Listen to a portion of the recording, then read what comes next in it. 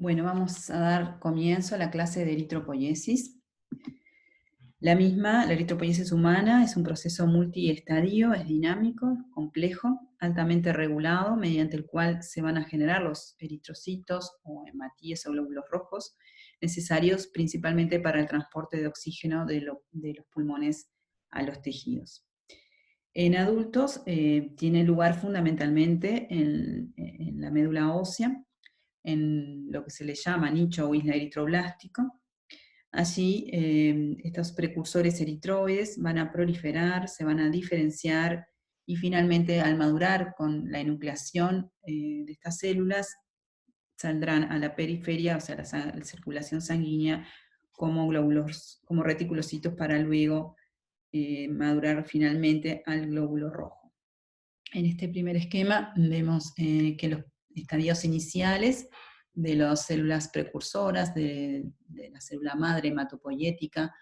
que es pluripotente, que luego, como se han visto en las clases previas de hematopoiesis, pasa por diferentes estadios hasta que va perdiendo un poco la capacidad de pluripotencialidad y se va como comandando hacia una línea, en este caso a la línea roja, que son estas células más inmaduras, morfológicamente indistinguibles, pero sí, una vez comandadas y pasando ya a la eritropoiesis, comienzan a generarse unos cambios morfológicos que pueden ser identificados. La primera célula identificable es el proeritroblasto, pero luego iremos viendo a continuación las diferentes células que componen esta eritropoiesis para llegar al final al glóbulo rojo maduro. Como decíamos, la eritropoiesis ocurre fundamentalmente en la médula ósea, ya a partir de la célula madre pluripotente, que luego va a dar origen a otras células comandadas, que bueno, en primera está la célula gránulo monocítico eritroide megacariocítica, pasa luego a las unidades formadoras de colonias eritroblásticas, como es en este esquema que vemos, y de ahí posteriormente a células con menor capacidad de autorrenovación, pero con mayor capacidad mitótica, como empieza a verse allí con el proeritroblasto. Luego vamos a ver al eritroblasto basófilo, al eritroblasto policromático, al ortocromático, al reticulocito, y finalmente pasando a la sangre, generándose el eritrocito maduro. Tener en cuenta que las células eritropoyéticas en la médula ósea son el 30-35% de los elementos nucleados. En este esquema claramente vemos un poco la cinética y la duración de este proceso, desde que el proeritroblasto es con capacidad mitótica, se reproduce, generando toda la cascada que vamos a ver de células que llegan finalmente al hematíe, pasan en total de 6 a 9 días, del proeritroblasto hasta el reticulocito, que es la última célula antes de salir a la sangre periférica, pasan 3 a 4 días, el reticulocito permanece una vez formado en la médula entre 2 a 4 días, y al pasar a la sangre persiste en aproximadamente 24 horas y luego se transforma en el glóbulo rojo. De un proeritroblasto, si la eritropoiesis funcionara al 100%, o sea, lo que llamamos la eritropoiesis eficaz, obtendríamos 16 glóbulos rojos, pero tener en cuenta que en condiciones fisiológicas existe un porcentaje de eritropoiesis ineficaz, por lo tanto este proceso generalmente de un proeritroblasto tenemos un poco menos de 16 hematíes. Este es un esquema de la eritropoiesis en los cuales también se acoplaron fotos de estas células que, como ya mencionamos, se pueden identificar morfológicamente. Vamos a ir luego a ir específicamente a cada célula en particular, pero como ven allí, desde el proeritroblasto al eritroblasto basófilo, policromático y ortocromático, reticulocito y hematía, hay francamente cambios morfológicos en cuanto al tamaño de la célula, del núcleo, la relación núcleo-citoplasmática. O sea, va disminuyendo el tamaño, van disminuyendo los núcleos, aumentando el citoplasma, también se va condensando la cromatina, desaparecen los nucleolos, el citoplasma pasa de ser más basófilo a más acidófilo, y el núcleo se va poniendo cada vez más condensado hasta llegar a un núcleo pignótico, y finalmente reticulocito, que veremos que va a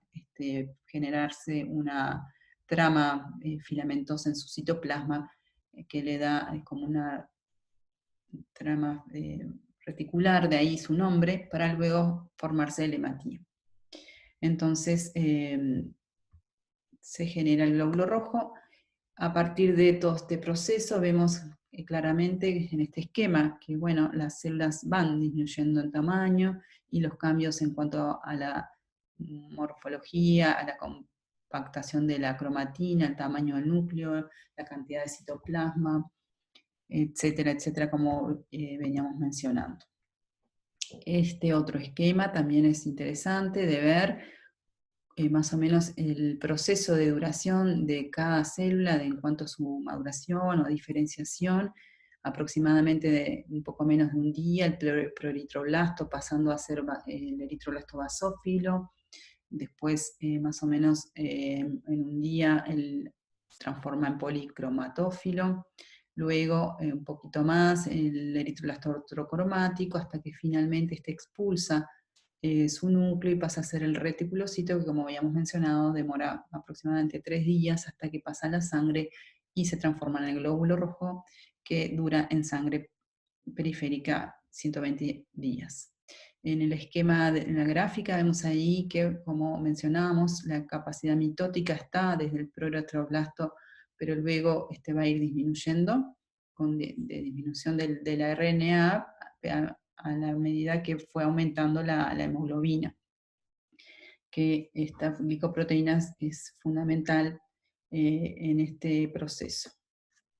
Yendo un poco a la morfología de los cambios de estos estadios madurativos, vemos que el proeritroblasto es la célula de este proceso que se puede identificar. Es una célula grande de aproximadamente 20-25 micras, con un núcleo redondeado, central, con uno o dos nucleolos evidentes. El citoplasma es azulado por su basofilia. Y bueno, como dijimos, es una célula que todavía tiene alguna capacidad de autorrenovación, pero va disminuyendo, pero con un aumento en su capacidad de mitosis, con la producción de 2 a 4 precursores que le continúan, que serían los eritroblastos basófilos. El eritroblasto basófilo es una célula un poco más chica que la anterior, de 16 a 18 micrómetros, con un núcleo un poco más condensado. Allí no vemos los nucleolos, desaparecen. El citoplasma todavía es basófilo, como ya vimos, y no existe en este caso la síntesis de hemoglobina. Estos son láminas de la médula ósea, de mielogramas, que se hacen la tinción con May-Grunwald-Schintz. Como vimos, podemos ver imágenes de mitosis en estas células. Posteriormente le sigue el eritroblasto policromatófilo, que es de menor tamaño, de 8 a 12 micrómetros. El núcleo es redondeado, puede ser un poco más excéntrico, la cromatina está más condensada. El citoplasma allí ya empieza a ser más rosadito, va de gris azulado o rosado azul rosáceo, porque bueno, comienza a manifestarse la hemoglobina en el citoplasma. Ya vemos que empieza el proceso de hemoglobinización. Y es el último estadio con capacidad mitótica. Continúan a esta línea el eritroblasto ortocromático, que es más o menos del mismo tamaño, un poquitito más chico, de 7 a 10 micrómetros. El núcleo se va haciendo cada vez más pequeño, más pignótico, la cromatina bien condensada, y el citoplasma tiene más acidofilia por la presencia de hemoglobina, o sea, es más rosado. Y esta célula luego, al madurar, va a expulsar su núcleo, por enucleación, se transforma en el reticulocito. El núcleo fagocitado, será fagocitado por los macrófagos que se encuentran allí en la médula ósea, en el nicho eritroblástico. Aquí vemos un mielograma donde claramente se reconocen estas células que veníamos mostrando, desde el proeritroblasto, el eritroblastos basófilos, los policromatófilos y los ortocromáticos. Esta es otra foto de un mielograma donde se ve claramente un nido de eritroblastos con todos los estadios representados, que pueden analizar perfectamente. Esta es otra foto donde vemos claramente los eritroblastos, basófilos, policromatófilos. Y por último, el estadio de reticulocitos, como dijimos, es una célula nucleada que con capacidad todavía de síntesis de hemoglobina, conserva aún cierta basofilia y para manifestar su presencia, o sea, para identificarlos, en realidad debemos realizar otra técnica de tinción con azul de cresilo brillante o de azul de metileno, donde vemos esa trama filamentosa granular que le da esa característica particular y que de ahí viene su nombre. Y como dijimos, esta célula está presente en la médula ósea por 1 o 2 días y luego se expulsada a la circulación, donde luego de 24 horas se transforma en un glóbulo rojo. Acá mayor aumento, vemos el reticulocito en la sangre periférica rodeado de glóbulos rojos. Por último, los glóbulos rojos es el elemento formaduro, también llamado eritrocito o hematíe. Como dijimos, su función principal es transportar oxígeno de los tejidos a los tejidos, de los pulmones a los tejidos, a través de esta glicoproteína que es la hemoglobina. Esta célula es una célula bicóncava, como vemos en esta lámina periférica, claramente se caracteriza por ese citoplasma acidófilo, por su opacidad, con su palidez central, por la característica justamente de ser un disco bicóncavo, por lo cual hay más cantidad de hemoglobina en la periferia de la célula.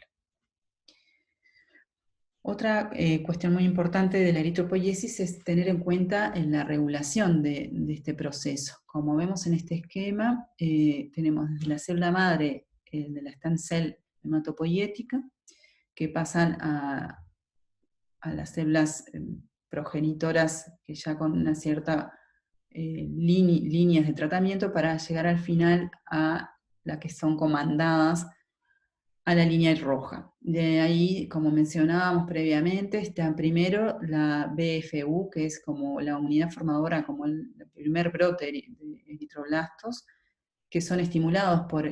factores de crecimiento fundamentalmente y interleuquinas, pero ya ahí en estas células empiezan a aparecer los receptores para la eritropoietina, que es fundamental para todo este proceso, donde a posteriori de esta célula aparecen las unidades formadoras de colonias, que también, como dijimos, todas esas células son difíciles, no podemos identificarlas morfológicamente, pero a propósito del estímulo fundamentalmente, y en esta etapa hacia adelante de la eritropoietina, es que se genera todo el estímulo y la manutención, diferenciación y proliferación de este proceso para la formación de los glóbulos rojos o eritrocitos. Este es otro esquema de la regulación, donde vemos que, bueno, esta glicoproteína que se fundamentalmente es sintetizada por la médula renal de las células peritubulares, pero tener en cuenta que hay otros estímulos también, y que además la eritropoietina no solamente se genera en los riñones en etapas más tempranas en el hígado. Y bueno, el sensor más importante es la hipoxia, frente a un estímulo positivo de síntesis de eritropoietina por hipoxia, se va a generar esta glicoproteína y bueno, y va a ir estimulando, como dijimos, a las células progenitoras de la serie roja, más que nada en las etapas previas a los preeritroblastos que dijimos que ya se veían presentes receptores para esta hormona. Entonces, la eritropoietina estimula la proliferación y diferenciación de las células progenitores, reduce el tiempo de maduración celular, eleva la concentración de hemoglobina, facilita la liberación de reticulocitos, produce la hipercelularidad eritroblástica en la médula ósea. Pero no solamente es la hipoxia, los requerimientos nutricionales para la eritropoiesis a través de la EPO, como mencionábamos, hay otros elementos fundamentales que son, bueno, todo lo que es la maquinaria proteica y aminosídica para el funcionamiento, vitaminas como la vitamina B6 o vitamina C, el cobre y el cobalto. Pero hay 3 elementos fundamentales que debemos tener en cuenta, que son causas frecuentes de alteración o déficit que pueden generar anemia en los pacientes, que son la vitamina B12, el ácido fólico, que los llamamos metabolitos esenciales, y el hierro. En situaciones de falla de la eritropoiesis, por algunos de los elementos que vamos a mencionar, podemos tener entonces anemia. En realidad, el proceso puede estar inicialmente por falta, como dijimos, de todos estos aportes o elementos fundamentales para que la eritropoiesis funcione, como es que haya un déficit de hierro, un déficit de vitamina B12, de ácido fólico, de eritropoietina, como puede ser en el caso de la insuficiencia renal. Y bueno, todo eso va a dar una anemia regenerativa, porque la eritropoiesis no va a poder continuar porque les está faltando todo este sustrato. Y bueno, y ahí producirse lo que se llama la anemia por una alteración premedular, o directamente a veces por alteraciones del proceso de eritropoiesis por sustitución o infiltración o algún otro proceso de disfunción propiamente dicho de la médula ósea. Diferente es en los casos en que la eritropoiesis funciona normalmente, pero tenemos una hemorragia o una destrucción periférica de los glóbulos rojos, que es un proceso llamado hemólisis, y bueno, y ahí en realidad va a haber un estímulo de la eritropoiesis con aumento de los reticulocitos, entonces ahí tendremos una anemia regenerativa, porque hay un aumento de la eritropoiesis con reticulocitosis en sangre periférica. El estudio de la anemia, por supuesto que fundamentalmente va a ser guiado por la clínica, por la sintomatología del paciente, por la anemia, la palidez, pero a veces puede ser un hallazgo de laboratorio. Y además de todos estos elementos clínicos que iremos viendo en las sucesivas clases de patología y clínicas, tener en cuenta que el hemograma es el estudio básico y principal para evaluar una anemia, que a veces es el primer elemento que puede surgir y generar el disparador para estudio. Y bueno, el hemograma con los índices hematimétricos, vamos a ver que lo normal va de 5 a 4,5 millones por milímetros cúbicos en la mujer y un poco más en los hombres. Tener en cuenta también los índices como el hematocrito, los índices eritrocitarios, que son importantes para ver las formas, de los glóbulos rojos, que serán analizados a posteriori, pero tener en cuenta que para definir anemia en realidad debemos tener el valor de la hemoglobina, que según la Organización Mundial de la Salud va a depender de la edad del paciente, del sexo e incluso de dónde vive el paciente según la altitud en relación al mar. Entonces, estrictamente a modo general podríamos decir que en la mujer es de 12 a 14 gramos de cilitro y en el hombre de 14 a 18. Otro elemento importante que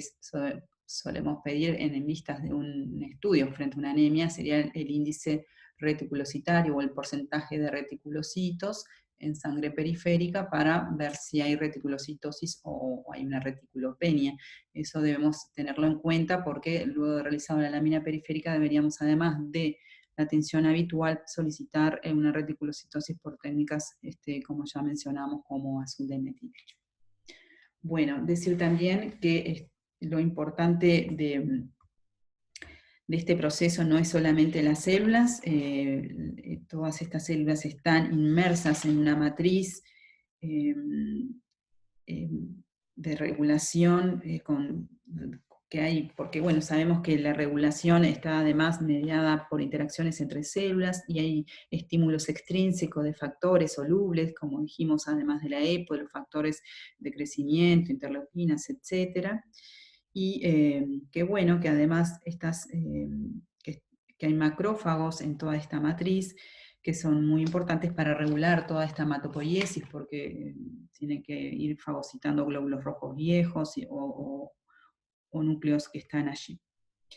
Bueno, por aquí dejamos. Muchas gracias.